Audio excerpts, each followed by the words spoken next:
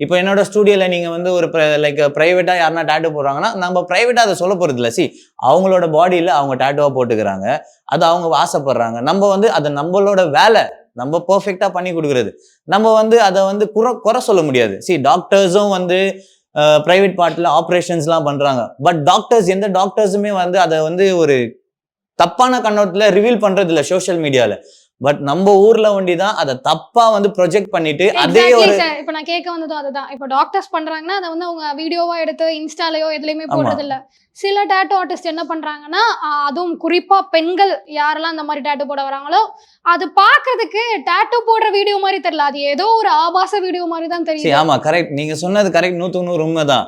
இப்ப நாங்களும் வந்து டேட்டூ பண்ணிருக்கிறோம். எவ்வளோ லைக் உமன்ஸ்களுக்கு டேட்டூ போட்டிருக்கிறோம். பட் நாங்க வந்து அதை ஒரு ஆர்ட்டான ஃபார்மேஷன்ல தான் மற்றவங்களுக்கு ப்ரொவைட் பண்றோம். இப்போ நாங்க எங்க கிட்ட வந்து ஒரு ஸ்டெர்னம்ல டேட்டூ போறாங்கன்னா நாங்க வந்து செஸ்ட்ல டேட்டூ போறான்னு சொல்ல மாட்டோம். Sternum, because every body part has a different names. அந்த நேம் ப்ரொப்ரஷன்ல தான் நம்ம கொடுப்போம். இப்போ நீங்க கேட்ட கேள்வி என்னன்னா, இன்னைக்கு வந்து கேர்ள்ஸை வந்து ஒரு பிராண்டிங்கா வச்சிருக்கிறாங்க. நான் வந்து அந்த பிராண்டிங்க்கு ஒத்து போகிறது இல்லை. ஏன்னா எனக்குன்னு ஒரு ஸ்ட்ராட்டஜி இருக்குது. அந்த பிராண்டிங்கை நான் பார்க்கணும். ஆர்ட்டை வந்து இன்னைக்கு வந்து நீங்க வந்து ஒரு பேக்ரவுண்ட் மியூசிக் கொடுக்குறீங்க, அண்ட் தென் ஒரு லேடியை நீங்க வந்து ஒரு மார்க்கெட்டிங் ஸ்ட்ராட்டஜியா யூஸ் பண்றீங்க. அது வந்து ஒரு டேட்டூ ஆர்டிஸ்டோட வேலையே இல்லை. It's not a proper tattoo artist.